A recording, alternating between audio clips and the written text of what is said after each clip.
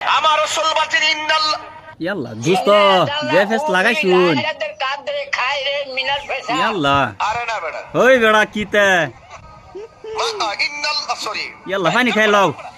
দোস্ত পানি খাই লও সরি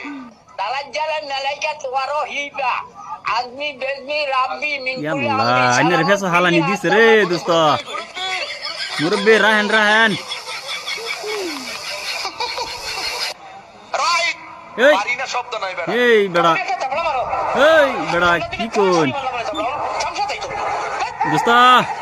বেড়ায় যান বলতেছেন আর কি ঠিক আছে রে আমি আরে রে ভাই ইয়াল্লা